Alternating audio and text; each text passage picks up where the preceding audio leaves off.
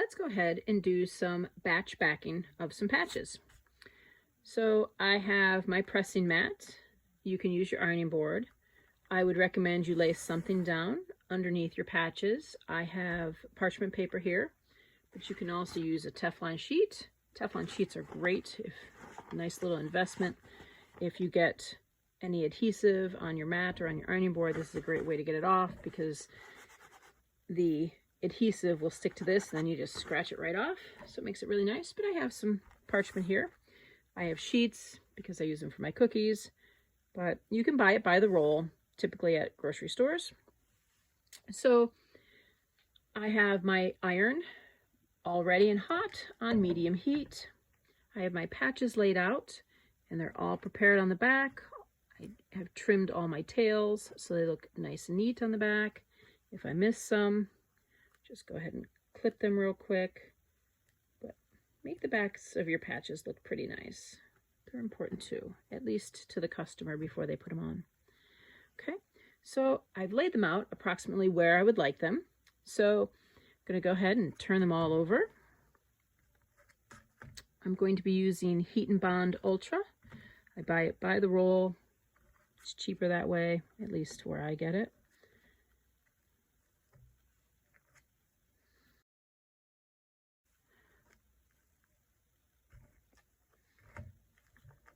Yeah, no stray threads. You don't want those. You want the adhesive to adhere to permanent stitches of the patch, not all the tails.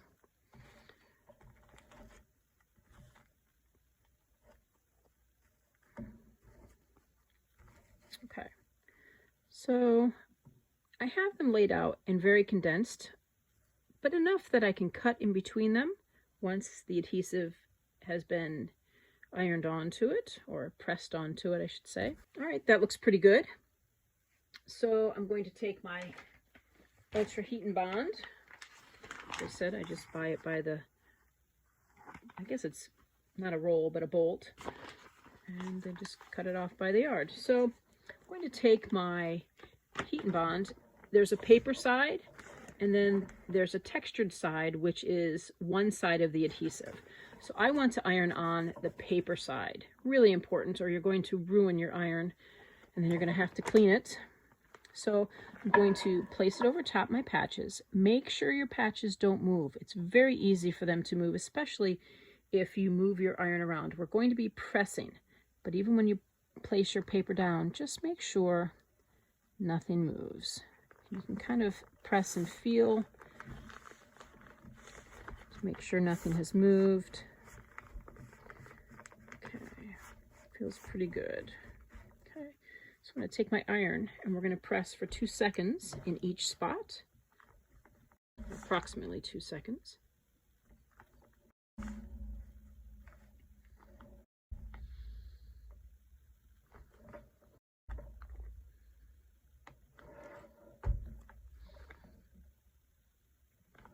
Okay, and then you can kind of see the outline of the patch a little bit better once it started adhering. And then all you want is for the patch to adhere enough that you can flip it over. Perfect. Grab your favorite pair of scissors, and then we're going to start cutting. And I'm going to cut as close to the patches as I can.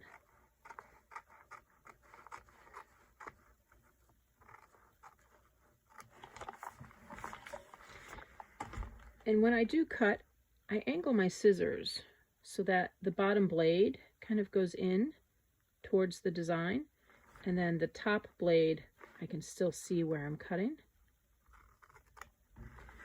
And that's so I can get a nice even edge and not a lot of overhang. Overhang, you're going to have to trim it a little bit, and I like to just do it without having to do too much extra trimming afterwards. Okay, so I'm going to set the rest of that aside, and then I'm going to continue cutting out my patches. See here, you can see where it overlapped. So this one did shift a little bit. So what I'm going to do is I'm going to bend this one back, and now this one does not have any adhesive on it. I'm going to just go ahead and cut. I want to leave the adhesive on this one. and I will show you how to fix the top edge of this one. So let's do that right away.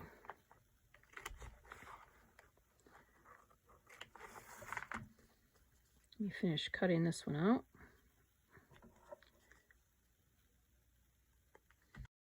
And actually, this little piece I can use to repair this piece here. So what I'm going to do, again, the glue side, I'm going to peel this back just a little bit.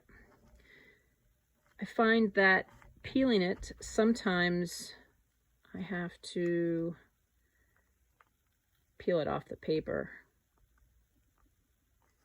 and then peel the paper back. Okay, so I'm going to place this little snippet right there. I'm going to fold that back over it.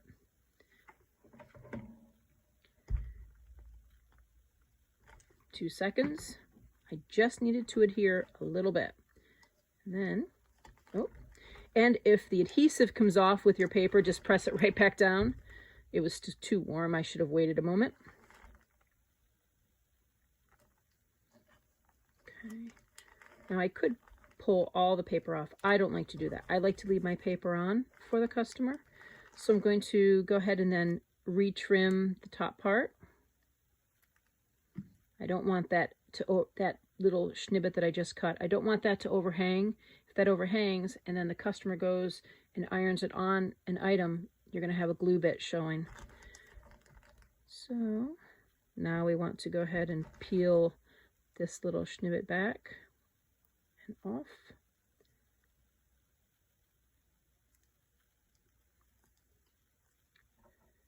There we go. And now the whole thing has the heat and bond on it. I have to be careful when I'm doing this piece. I want to press it for 2 more seconds just to make sure we got it in all the crevices, but I'm going to fold this over because that will stick to my iron. And so with that piece. There we go. So I want that covered. Okay. Then I'm going to set that aside and let it cool. And I'll keep cutting.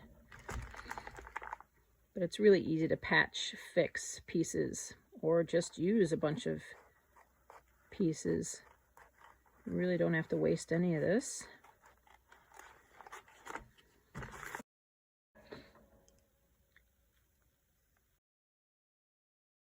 I can tell by feeling that there are bits. Can you see that rippling a little bit? It's not adhered. The glue is not adhered. But again, we only did it for 2 seconds and we just wanted it to stick enough so that we could cut it out. So let's press again.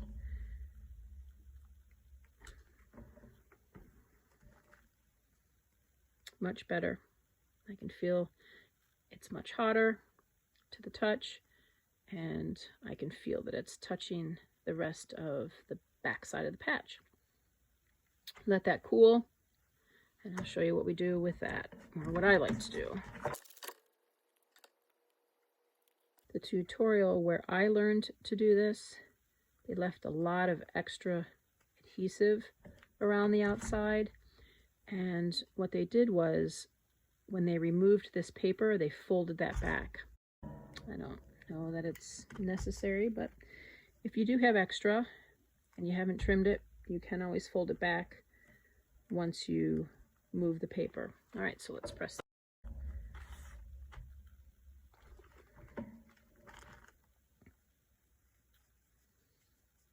I'm going to press this side just a little bit more. I don't like how my iron might be cooling off a little bit.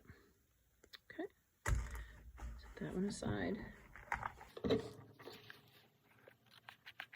What I normally do is go and cut them all out. And then come back and do my ironing.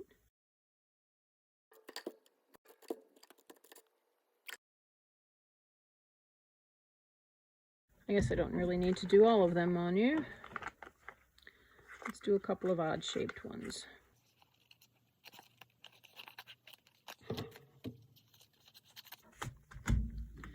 Smaller scissors.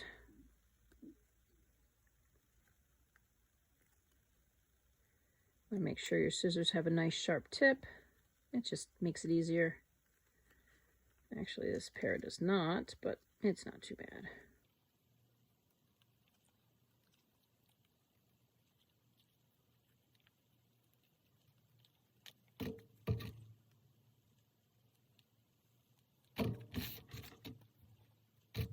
So I have a little extra right here I can see.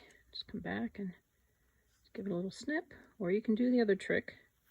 And when you have it fully adhered, you can just bend it back a little bit.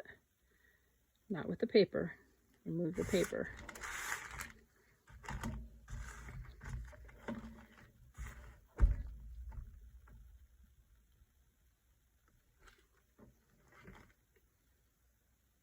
Okay. Let's do one more.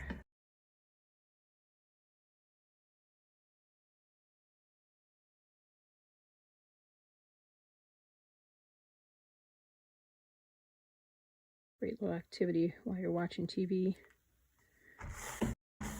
There, okay. That looks pretty good. Let's press this one. Okay.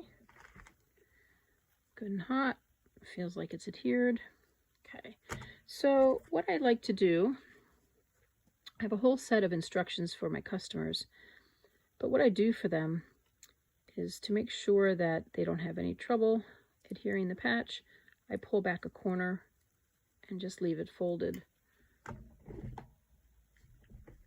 So like on the little bear, just a little corner, so that when they pull it off, makes it nice and easy for them. And that way too, if the adhesive that is just ever so slightly outside the pressing area keeps the glue on it, I can peel it off, and it gives them just that little extra. There we go. So you can see a little bit of the glue didn't adhere. Okay, and that really isn't an issue because the customer is still going to be heating it up themselves. But yeah, let's pull that side off, and you want to make sure it's on. Give it another 2 seconds. Yeah, now you can tell it adhered. But let it cool. You don't want to peel it right away or it'll stick to the paper still.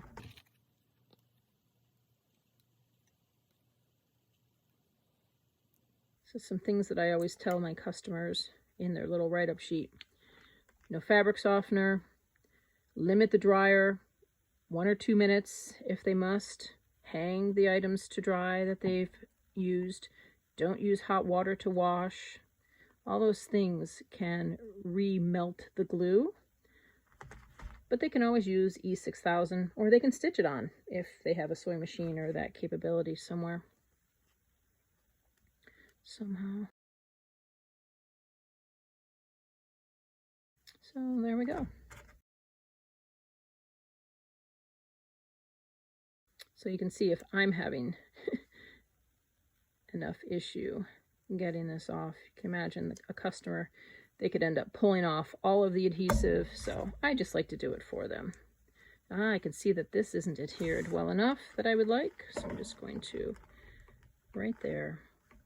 The rest looks good, just not that one spot.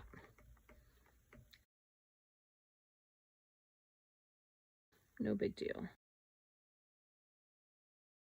There we go.